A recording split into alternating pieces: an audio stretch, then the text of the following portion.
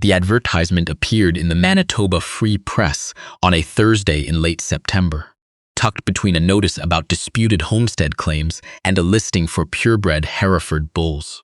She read it at the kitchen table of the boarding house, where she had been keeping rooms since April, her coffee gone cold at her elbow, the morning light coming gray through the single east-facing window.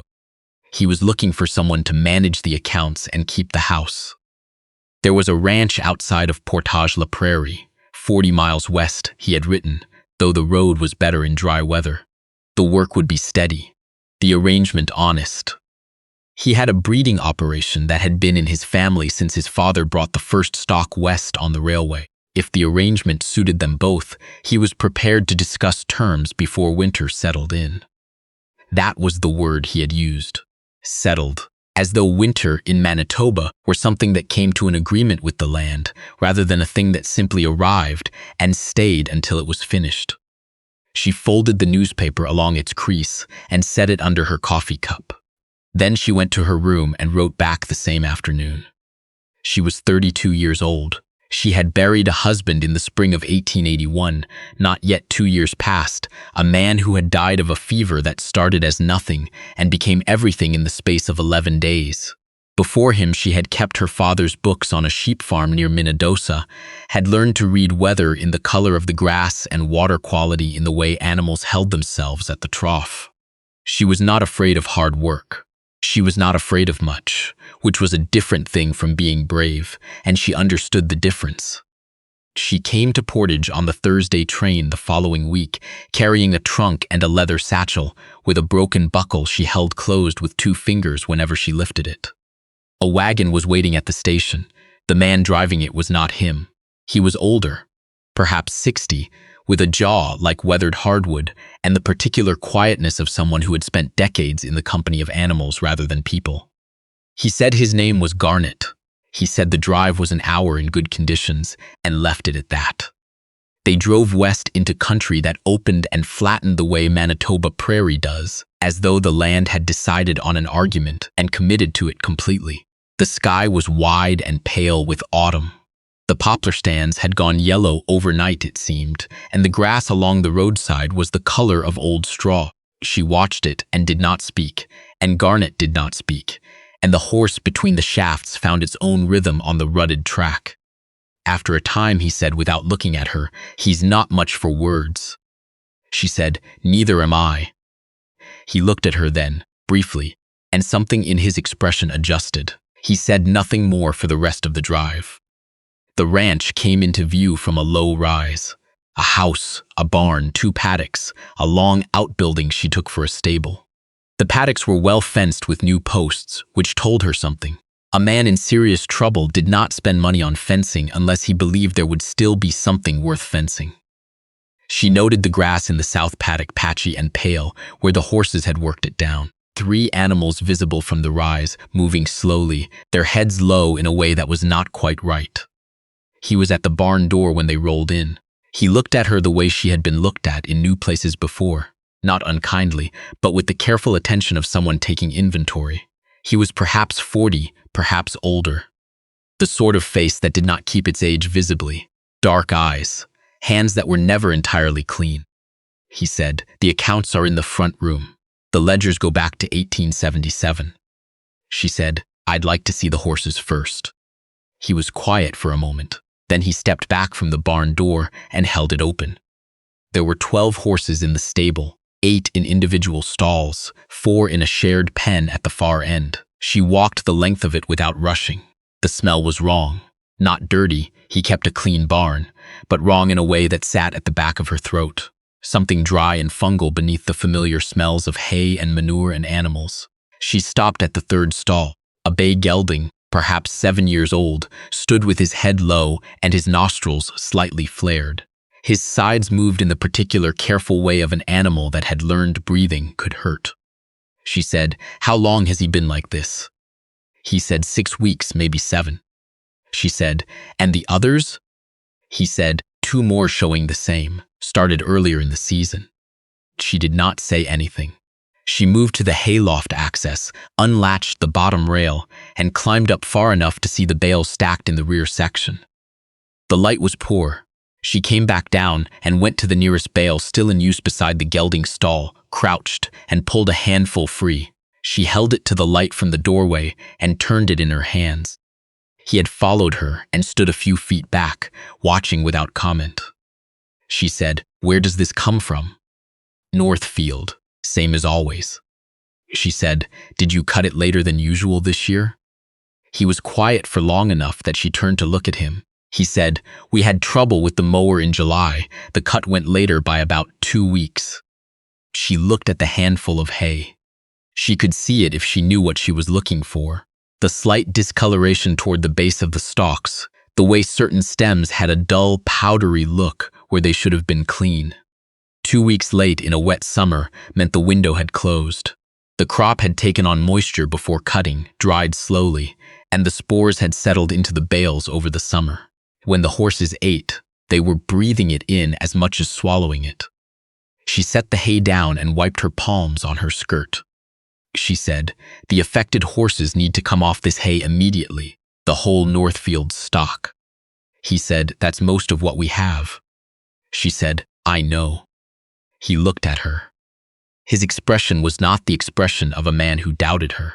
It was the expression of a man who had known something was wrong and had not been able to name it, and now that it had been named, was accounting for what that would cost him. She understood that expression. She had worn it herself. She said, "Is there any stock you haven't opened yet? Bales from a different source?" He said, "There's 40 bales in the east shed, bought from a place up near Brandon in August." She said, "Those will do for now until you can source more." Garnet had appeared in the barn doorway. He looked between them without speaking. He said to Garnet, "Pull the Brandon stock out to the stable yard." Then to her, "I'll show you the front room." The ledgers were, as he had warned, in poor condition, not because of carelessness. The entries were careful and regular, his handwriting deliberate and unhurried, but because the bookkeeping system he had inherited from his father had been designed for a smaller operation and had not grown with the ranch. She sat at the front room table that evening, with a lamp and the ledgers open, and spent 2 hours simply understanding the logic of what she was looking at before she began. He came in from the barn at 9 o'clock. She had coffee heating. He sat across from her and looked at the ledgers and did not say anything. She said, "The breeding fees are tracked by season but not by sire. If you're building a reputation for a particular bloodline, the records need to show which stallion produced which foal." He said, "That's the part my father tracked in his head." She said, "Then it died with him." It was a blunt thing to say. She had not meant it unkindly. He looked at her without apparent offense. He said, "Yes." She said, "We can rebuild it from what's here. It will take a few weeks." He said, "We." She looked at him. He held her gaze for a moment, then looked at his coffee. She said, "If you'd prefer otherwise, say so now." He said, "I don't prefer otherwise." She looked back at the ledger. The gelding in the third stall did not improve by the end of the first week. The other 2 animals showing symptoms held steady, not worse, which counted for something. But the gelding whose name was Accord and who had been, Garnet told her one morning while she was drawing water, the first foal out of the ranch's founding mare, was not responding the way she had expected. She had been watching him twice daily since she arrived. She knew the sound of his breathing by the second morning. She knew when he had eaten and when he hadn't. She had moved his water to a different bucket, changed the position of his feeder, stood for long minutes in the cold of the barn, simply observing. Garnet said, from where he was repairing a halter near the door, "He's the last of her line." She said, "Who?" He said, "The founding mare. Her name was Copper Dusk. Died in 79. Accord is the last one she threw that lived. The man sets considerable store by him." She said nothing. She looked at the gelding, who stood with his weight slightly shifted to the left, his ears at a listless angle. She had seen that same posture in sheep. In sheep it meant the illness had moved deeper than what showed at the surface. She went back to the house and sat at the table with the ledgers. But she was not reading the ledgers. She was thinking about what she had watched her father do once, on their farm near Minnedosa, with a ewe that had developed something similar. He had isolated her, changed her feed, and then he had gone looking for the thing that was different, not the illness itself, but what had changed in the animal's environment in the weeks before the illness appeared. She pulled on her coat and went back to the barn. She said to Garnet, "Was a cord moved at any point this summer, before the symptoms started?" Garnet set down the halter. He thought for a moment. He said, "Aye, he was in the east paddock through June and July, then back in here when the man wanted him for the Connell breeding in August." She said, "What's in the east paddock?" Garnet said, "Same as always, grass, the old trough at the south end." She said, "Where does the trough source from?" Garnet looked at her steadily. He said, "There's a slough on the east side of the fence line, runs into a channel we dug maybe 15 years ago. Feeds the trough." She said, "Can you show me?"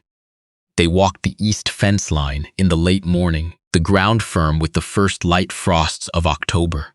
The slough was visible from the fence, a low wet area perhaps 200 yards east of the paddock boundary, gray-brown and still in the autumn light. She looked at it for a long moment. She looked at the channel cut in the earth, running from the slough to the paddock trough. The channel was shallow and open, and its banks were dark in a way that said it ran slow in dry weather and slower still in drought. She said, "Who owns the land north of the slough?"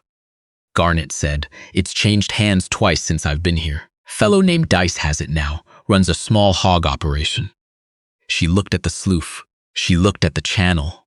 Hog operations and standing water did not combine cleanly. She crouched at the channel's edge and looked at the surface. It was not obviously wrong, but she had learned, watching her father, that the things that killed animals quietly were rarely obvious. She said, "The trough in that paddock needs to come off this channel." Garnet said, "There's no other source for the east side." She said, "There's a well at the back of the main paddock. We can run a line." Garnet looked at the distance. He said, "That's a considerable job." She said, "Yes." He appeared at noon. She told him what she had found, or what she suspected, which was not the same thing but was close enough to matter. She told him about the slough, the channel, Dice operation to the north. She told him she could not be certain it was the cause, but she was certain it was a risk they did not need to carry. He looked at the east paddock from the fence line for a long time. She did not fill the silence.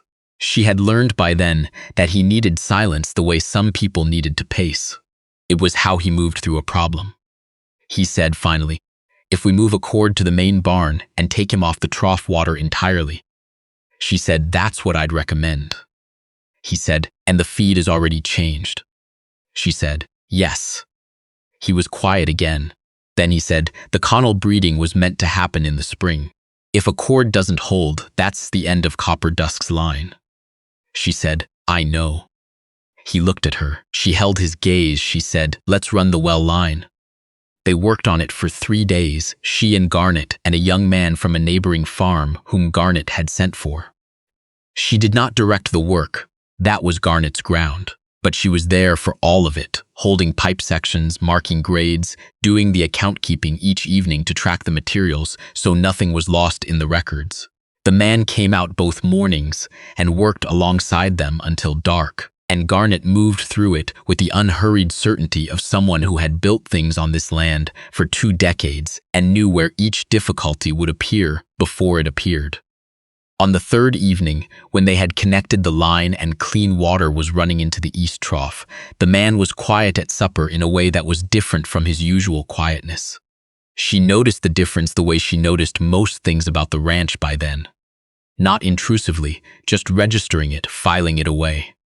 Garnet ate and excused himself. She cleared the plates. He said, from behind her, "My father would have figured that out." She said, "You would have figured it out." He said, "Not in time."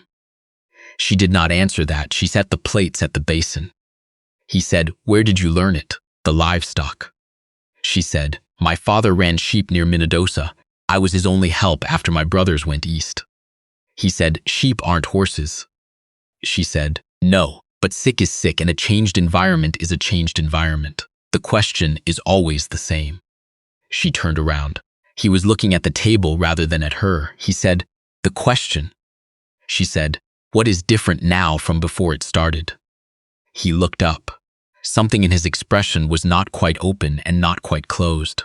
She had been learning to read his face for weeks, and she was still learning. She turned back to the basin. Cord began to improve in the second week of November. She knew it before anyone mentioned it because she heard the change in his breathing when she came into the barn the first morning. Not a dramatic change, not a cured animal, but the particular easing of something that had been held too tight for too long. She stood in the barn for a few minutes, with her hand resting on the stall door, feeling the cold air and listening to him breathe. Garnet appeared from the far end. She did not need to say anything. He looked at the horse, then at her, and a very quiet smile crossed his face and was gone. He came in that evening, and she had the ledgers open at the table with a system she had spent the better part of October rebuilding. Breeding records sorted by sire, dam, year, and resulting foals, cross-referenced to the veterinary notes she had found in a tin box under the front room sideboard and had been transcribing since her second week. He looked at it over her shoulder for a long time. She could hear him breathing. He said, "You built this from scratch." She said, "From what was here. My father thought he was the only one who could hold it together." She said, "Most people think that." He pulled out the chair across from her and sat down. He looked at the open page. She could tell he was not reading it exactly. He was looking at the fact of it, the order of it, the evidence of what had been invisible and was now visible and named and recorded in a ledger that would outlast both of them. He said, "A cord should be well enough for the spring breeding." She said, "If he continues as he's going, yes." He said, "The Connell family has been waiting on a foal from his line for 3 years." She said, "Then they can wait one more season and have a healthy one." He looked at her then, and she looked back, and for a moment neither of them said anything. Outside, the wind had come up from the north, and she could hear it against the window glass. The fire in the hearth was steady. He said, "I'd like to give Garnet the south quarter." She was not sure she had heard correctly. She said, "The south quarter." He said, "He's been here 22 years. It should have been offered long before now." He won't say so. He never asks for anything. He was quiet for a moment. "I've been meaning to sort the title papers. If you could draw up the documentation." She said, "I'll do it tomorrow." He nodded once. He looked at the fire. She said, "It's a good decision." He said, "It's a late one." She said, "Late is still." He looked at her. She had meant it simply as a statement, but she could hear how it had landed. She turned back to the ledger. She had pages she had not shown him yet. The accounts she had been running in parallel since October, a separate column she had added to track what she thought of as the ranch's potential income against its actual income, the gap between them and what it would take to close it. She had not shown him because she had not been sure until recently that closing the gap was something he believed was still possible. She turned the ledger to the new section and set it in front of him. He looked at it for a long time. His expression did not change rapidly. It changed the way the season changed outside, slowly and then all at once. He said, "You've been tracking this since October." She said, "Since my 3rd week." He said, "Why didn't you show me?" She said, "I wasn't sure you wanted to see it." He looked at her. She looked back. He said, "I want to see it." She said, "Then I'll keep the column going." He said, "I'd like that." She reached across and turned to the next page, where she had drawn out a rough projection for the spring season. Breeding fees if a cord was well, 2 additional mares ready to foal. The Connell family's contracted fee. He followed the figures without speaking. She could see him working through the arithmetic in his head, the same way he worked through most problems, quietly, without showing the process. He said, "If the spring goes as projected." She said, "If." He said, "If it does, there'd be room to bring on another hand." She said, "Garnet's knees won't hold out forever." He said, "No." She turned back to the current page and picked up her pen. She had a notation to finish before the light went. He did not leave. He sat across from her while she wrote, and she heard him refill his coffee from the pot on the stove and heard him sit back down. She did not remark on it. It seemed to require no remark. The winter came in hard that year, and then harder. She went out in it without complaint, and he had stopped watching her for signs of complaint after the first month. The work kept them both moving at odd hours, out in the cold before light. Back in when it was fully up, she learned the sound of the barn at night, the way she had once learned the sounds of the boarding house in Winnipeg. The particular creaks, the way the wind moved differently against the eastern wall than the northern one, the specific silences that meant the animals were settled and the ones that meant they were not. Garnet, in January, began asking her questions about the South Quarter. Quietly, without fanfare, what the soil classification was in the county records. Whether the title papers had been filed, she answered what she knew and found what she didn't in the filing box under the sideboard. He listened without showing much on his face, but she understood by then what Garnet's face hid and what it didn't. He had been waiting a long time for something he had never once asked for. The title transfer went through the county office in February, just before the worst stretch of cold. The man rode into town himself to file it and came back in the early dark and said nothing about it at supper. Garnet came in late that evening, a thing he rarely did, and stood in the kitchen doorway and looked across the room. He said, "It came through then." The man said, "Yesterday." Garnet looked at the table. He said, "Your father should have done it." The man said, "I know." Garnet said, "I won't forget it." The man said, "I know that too." Something in the room settled. She went back to the ledger she had been working on and heard Garnet's boots on the floor and then the sound of the door. Cord was sound by March. She knew it the first morning she saw him canter the length of his paddock without hesitation, his head up, his stride open, the sound of his hooves clean and regular in the cold air. She was standing at the paddock rail, and she stayed there for a few minutes, her hands on the top rail, watching him. He came and stood beside her. He had come from the barn and was still pulling on his glove. She said, "There's your Connell foal." He looked at the horse running the fence line. He said, "His mother had a stride exactly like that." She said nothing. She watched a cord slow at the far end and stand for a moment, sides moving, breath visible in the cold air, and then turn back. He said, "The records you built, the breeding history." She said, "Yes." He said, "I'd like to send a copy to the Connells and to register it with the Provincial Stock Association." She said, "I'll have a copy ready before the thaw." He said, "We should put both names on it." She turned and looked at him. He was still watching the horse. He said it the way he said most things, plainly, without making a ceremony of it, not a question, a statement of how things were. She said, "All right." She looked back at a cord. He was at the near end of the paddock now, standing just below the fence rail, watching them both with the dark, considered eye of an animal that had been ill and had come back through it and knew, in whatever way animals know things, that it had been helped. The snow was soft at the edges by then. Another week and the roads would open. She had her column of projections updated through the summer season, the figures laid out in the careful hand she had been using since October. The gap between potential and actual narrower now than when she had started. Not closed, but narrower and closing, and documented in a ledger that had both their names on its cover page, written there in her own hand one morning while he was at the barn, and seen by him when he came in for coffee, and left exactly where she had put it. The spring came fast that year, and the work expanded with it, and she moved through the longer days without noticing they were longer. In April, the Connell family sent a letter. In May, the first foal arrived, a filly, strong-legged and curious about everything within reach of her nose. She was out before light to be present for it, and she stayed until the filly had found her feet, which took less time than she had expected and more time than she had hoped. And when she stood finally and took her first uncertain steps across the straw, she heard him exhale beside her as though he had been holding that breath since October. She did not say anything, neither did he.